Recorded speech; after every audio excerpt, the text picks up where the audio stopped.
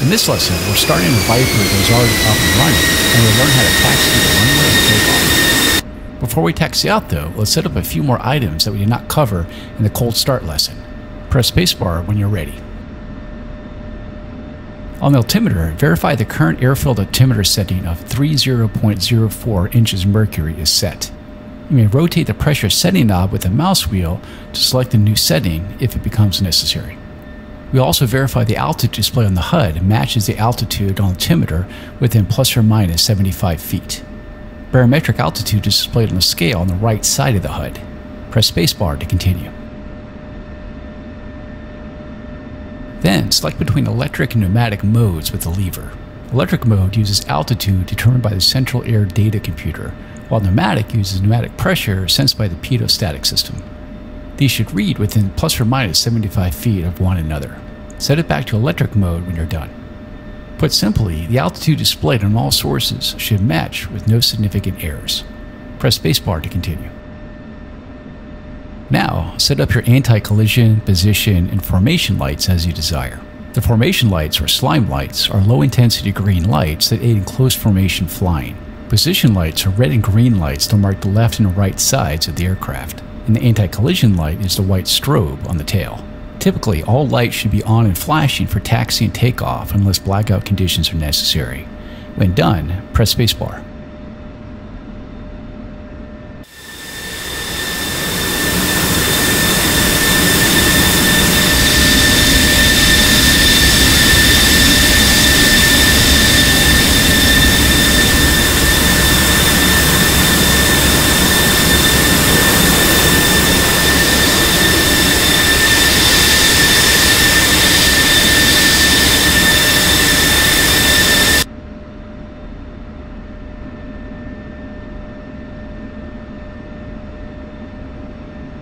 Time to set up your internal lights.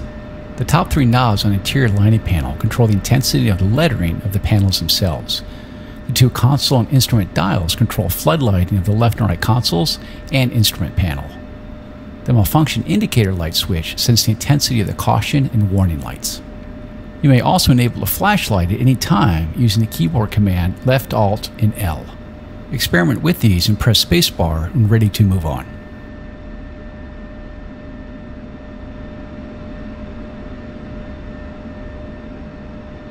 Next, we will verify the EGI knob is set to nav. This is done after the INES alignment is complete and we are ready to taxi the aircraft. It should already be set on this mission. Press spacebar to continue. Now we are ready to get moving. Press the nose wheel steering or air refueling disconnect button on your stick or press the S key.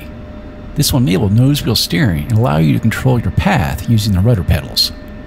The nose wheel steering and air refueling light right of the HUD should illuminate to indicate nose wheel steering is engaged. Press spacebar to continue.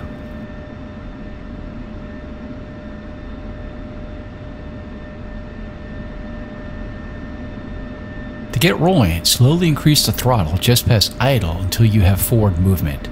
Then return the throttle to idle. Gently test the brakes and nose wheel steering immediately after your aircraft begins to move forward. Press Z to steer left and X to steer right. Taxi forward and turn right on the taxiway.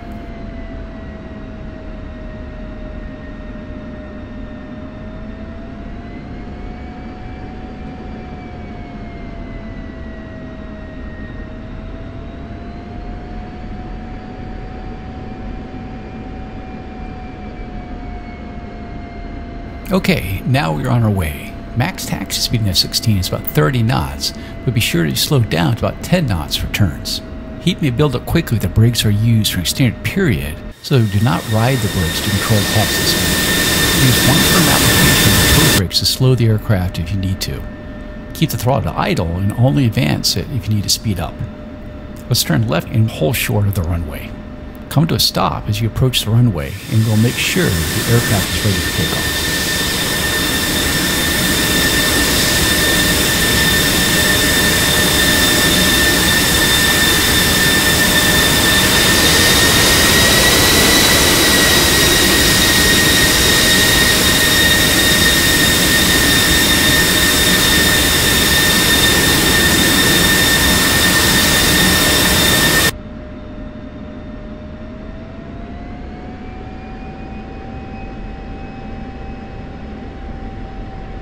Apply the brakes and hold right here.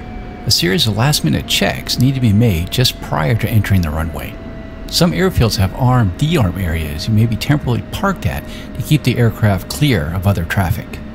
You may also perform these checks while parked on the taxiway as we are now. Press spacebar to continue. First, set the probe heat switch to probe heat. This should be done at least 2 minutes prior to takeoff if icing conditions exist.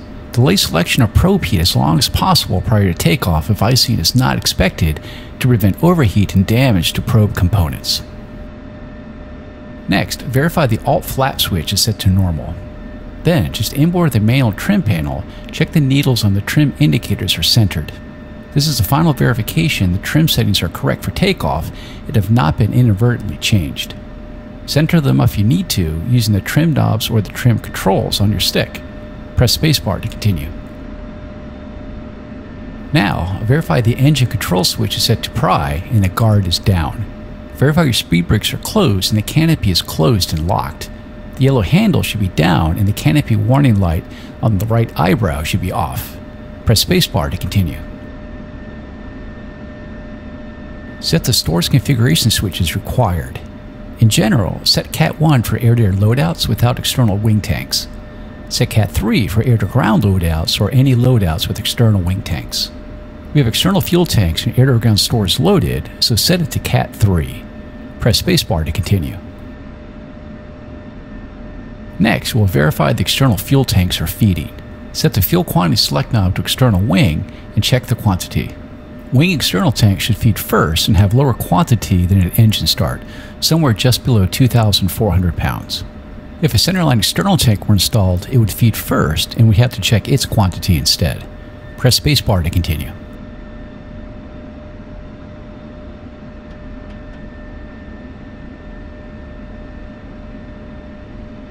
Set the fuel quantity select knob to internal wing and check the quantity. The internal wing tanks are fed from the externals and should be full, or about 550 pounds. Press spacebar to continue. Now, set the fuel quantity select knob back to normal. This allows the automatic forward fuel transfer system, trap fuel warning, and bingo fuel warning to operate properly. Press spacebar to continue. Stow the targeting pod if installed by selecting the targeting pod control page on an MFD and selecting standby. This is done prior to takeoff and before landing to prevent foreign object damage to components. Press spacebar to continue.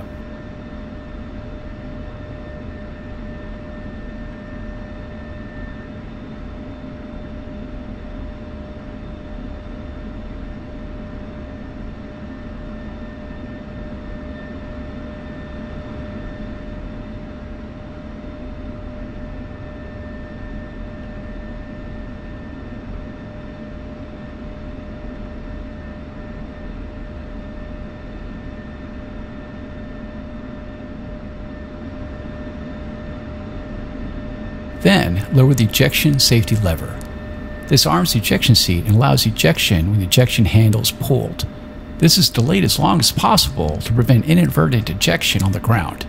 Egresses through other means is usually preferable. Press spacebar to continue. Last, check that the engine oil pressure is reading normal between 15 and 65 psi and all caution and warning lights are out. Press spacebar to continue.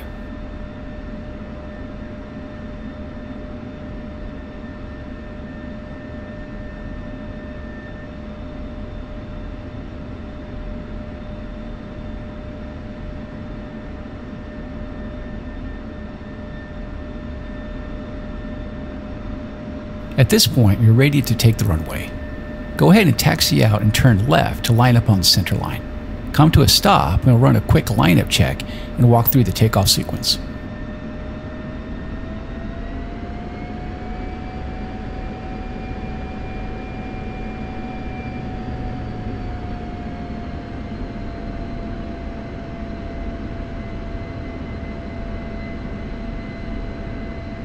Okay, roll forward until you're lined up with the runway and hold the brakes. Verify the parking brake is disengaged and the anti-skid switch is set to anti-skid. This will prevent the brakes from locking up and blowing your tires if you need to abort the takeoff and come to a stop quickly. Press spacebar to continue. This is going to go quickly, so I will describe the entire sequence, then we will run through it step by step. First comes the lineup check. You will keep the brakes held, run the engine up to 90% RPM, and check for normal indications on your engine instruments.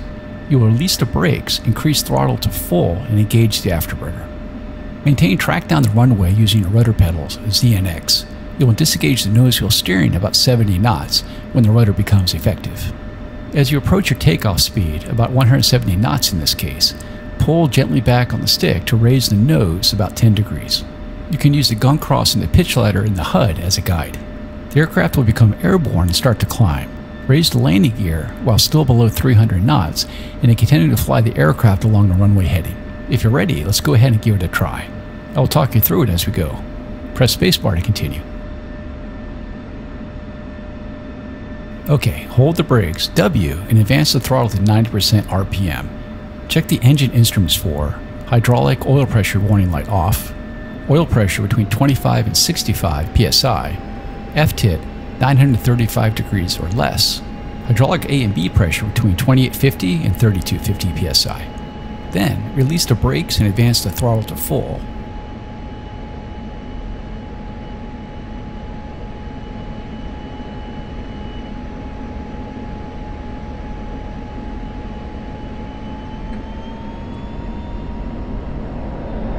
Now, use gentle rudder inputs, ZNX, to maintain track down the runway. Disengage nose wheel steering, S. We are approaching takeoff speed. Gently pull back on the stick to raise the nose about 10 degrees.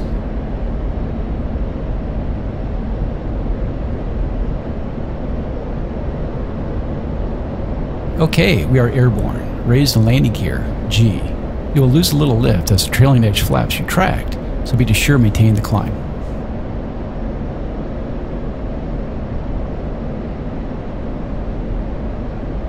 Now, maintain your current heading and reduce throttle slightly.